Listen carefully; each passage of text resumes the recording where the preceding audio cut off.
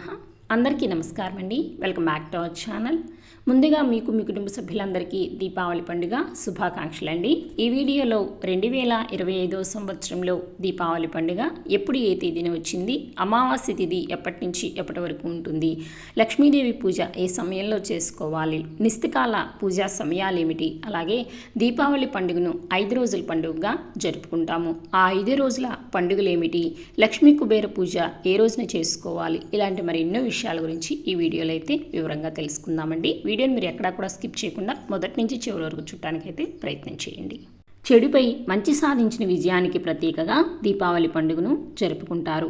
నరకాసురుడు అనే రాక్షసుని సంహరించిన మరుసటి రోజు అతని పీడ వదిలిందని ఆనందంలో ప్రజలు దీపావళి పండుగను జరుపుకుంటారు.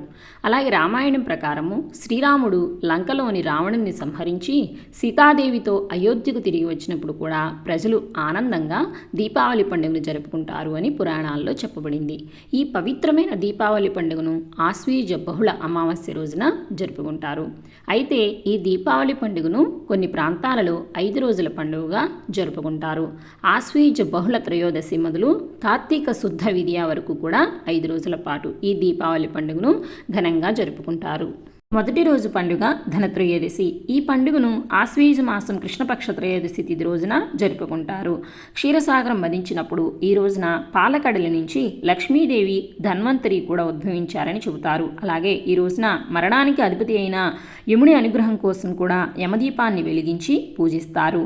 ఈ రోజున లక్ష్మీదేవిని, ధన్వంతరిని, కుబేరుణ్ణి పూజించడం వల్ల ఇంట్లో సంపద, శ్రేయస్సు కలుగుతాయని, ఈ రోజున ఏ వస్తువుని ఇంటికి తెచ్చుకున్నా కూడా అమృతపాండం అవుతుందని ప్రజలు నమ్మకంతో బంగారం, వెండి లాంటి కొత్త వస్తువుల్ని ఈ రోజున కొనుగోలు చేస్తారు. త్రయోదశి తిథి అక్టోబర్ 18 శనివారం పగలు 1:07 ప్రారంభమై అక్టోబర్ 19 ఆదివారం పగలు 1:39 వరకు త్రయోదశి తిథి అయితే ఉంటుంది. మనం ఏ పండుగ అయినా సరే సూర్యోదయంతో ఏ తిథి ఉందో ఆ తిథిని పరిగణనలోకి తీసుకుని మనం ఆ రోజున ఆ పండుగను అయితే జరుపుకుంటామండి. కానీ ఈ రోజున విశేషంగా జరుపుకునే లక్ష్మీ కుబేర పూజ సాయంత్ర సమయంలో త్రయోదశి తిథి ఉన్నప్పుడే జరుపుకుంటాము. కాబట్టి ఆ విధంగా మనకి సాయంత్ర సమయంలో త్రయోదశి తిథి ఉన్నది అక్టోబర్ 18 శనివారం రోజున కనుక ఆ రోజునే ధనత్రయోదశి పండుగను జరుపుకోవాలి. లక్ష్మీ కుబేర పూజ మరియు యమదీపం వెలిగించుటకు శుభ సమయాలు అక్టోబర్ 18 శనివారం సాయంత్రం 5:40 నుంచి రాత్రి 8:10 లోపల శుభగడియలున్నాయి. ఈ సమయంలో పూజ ప్రారంభించుకోవచ్చు. ఒకవేళ ఈ రోజున వీలు కాని వారు అక్టోబర్ 19 ఆదివారం రోజున త్రయోదశి తిథి మనకి మధ్యాహ్నం వరకు అయితే ఉందండి. కాబట్టి త్రయోదశి తిథి వెళ్లే లోపల ఉదయం 6:30 నుంచి ఉదయం 9:10 లోపల శుభ సమయం ఉందండి. ఆ సమయంలో లక్ష్మీ కుబేర పూజ చేసుకోవచ్చు. అలాగే యమదీపాన్ని వెలిగించుకోవచ్చు. రెండవ రోజు పండుగ నరక చతుర్దశి. శ్రీకృష్ణ పరమాత్ముడు సత్యభామ సమేతుడై నరకాసురుడనే రాక్షసుని సంహరించిన రోజున కనుక ఈ రోజున నరక చతుర్దశిగా మనము జరుపుకుంటాము. ఈ పండుగను ఆశ్వీజ బహుళ చతుర్దశి నాడు జరుపుకుంటారు. ఈ రోజున నరకుణ్ణి సంహరించిన కారణంగా ప్రత్యేకంగా ఈ రోజున తైలాభ్యంగన స్నానాన్ని ఆచరించాలి.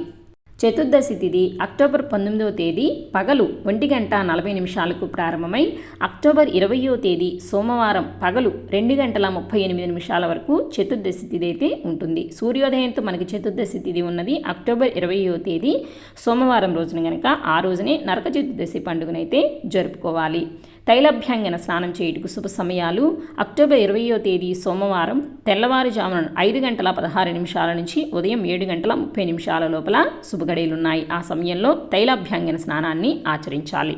మూడవ రోజు పండుగ దీపావళి. ఈ రోజున నరకాసురుడు చనిపోయిన కారణంగా ఎంతో సంతోషంగా ఇల్లంతా దీపాలతో అందంగా అలంకరించుకుని చేసుకునే పండుగే దీపావళి. ఈ దీపావళి పండుగను ఆశ్వీజ బహుళ అమావాస్య రోజున జరుపుకుంటారు. అమావాస్య తిథి అక్టోబర్ 20 సోమవారం పగలు 2:39 ప్రారంభమై అక్టోబర్ 21 మంగళవారం సాయంత్రం 4:05 వరకు అమావాస్య తిథి అయితే ఉంటుంది. అయితే ఏ రోజు సాయంత్రం అయితే ప్రదోష సమయంలో అమావాస్య ఘడియలు ఉంటాయో ఆ రోజునే మనము దీపావళి పండుగనైతే అయితే జరుపుకోవాలండి. దాని ప్రకారంగా చూసుకుంటే అక్టోబర్ 21వ తేదీ సాయంత్రం అమావాస్య గడియలు లేవు కనుక అక్టోబర్ 20వ తేదీనే సోమవారం అమావాస్య గడియలు ఉన్నాయి కనుక ఆ రోజునే మనము దీపావళి పండుగనైతే జరుపుకోవాలండి. అయితే ఈ సంవత్సరం ఒకే రోజున 2 పండుగలు అయితే రావడం జరిగిందండి. దీపావళి మరియు నరక చతుర్దశి 2 పండుగలు కూడా ఒకే రోజునైతే వచ్చాయి. దీపావళి పండుగ రోజున ప్రదోష సమయంలో ధనలక్ష్మి పూజ చేయుటకు శుభ సమయాలు సాయంత్రం 6:59 నుంచి రాత్రి 8:32 లోపలండి. ప్రదోషకాల సమయము సాయంత్రం 5:43 నుంచి రాత్రి 8:11. వృషభకాల సమయము రాత్రి 7:14 నుంచి రాత్రి 9:15 లోపల వృషభకాల సమయము. ఇప్పుడు చెప్పిన ఈ సమయాలలో కేదారనోములు కూడా నోచుకోవచ్చండి. ఒకవేళ ఉదయం నోచుకోవాలి అనుకునేవారు మాత్రము అక్టోబర్ 21వ తేదీ మంగళవారం ఉదయం 8:15 లోపలైతే శుభగడియలు ఉన్నాయండి. ఆ సమయంలో కేదారనోములు నోచుకోవచ్చు. ఇంకా ఈ రోజున అర్ధరాత్రి సమయంలో లక్ష్మీదేవి పూజ అనేది చేస్తూ ఉంటారు. దీనినే నిస్తకాలం అని అంటారండి. నిస్తకాల పూజా సమయాలు అక్టోబర్ 20వ తేదీ సోమవారం అర్ధరాత్రి 11:28 నుంచి 12:17 వరకు నిస్తకాల పూజా సమయము. 4వ రోజు పండుగ బలిపాడ్యమి.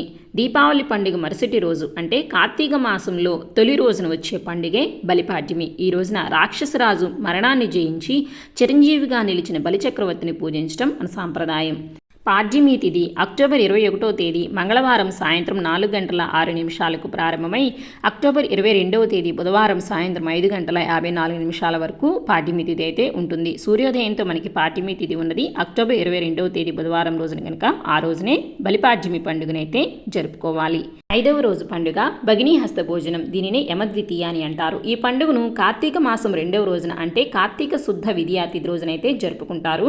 విద్యా తిథి అక్టోబర్ 22వ తేదీ బుధవారం సాయంత్రం 5:55 ప్రారంభమై అక్టోబర్ 23వ తేదీ గురువారం రాత్రి 7:56 వరకు అయితే విద్యా తిథి అయితే ఉంటుంది. భగినీ హస్త భోజనాన్ని అక్టోబర్ 23వ తేదీ గురువారం రోజునైతే జరుపుకోవాలండి. ఈ రోజున ఎవరైతే తమ సోదరిని ఇంటికి వెళ్ళి తమ సోదరిని చేతి భోజనాన్ని స్వీకరిస్తారో వాళ్ళకి అపమృత్యు దోషాలు తొలగిపోతాయని సాక్షాత్ యమధర్మరాజే తమ సోదరునికి వరాన్ని ప్రసాదిస్తాడు. సో ఇదండి ఇవాళ వీడియో. 2025వ సంవత్సరంలో దీపావళి పండుగ గురించి పూర్తి ఇన్ఫర్మేషన్ అయితే షేర్ చేశానండి. ఇంకా ఈ వీడియో మీద మీకు ఎలాంటి సందేహాలున్నా కూడా నాకు కామెంట్స్లో అయితే తెలియచేయండి.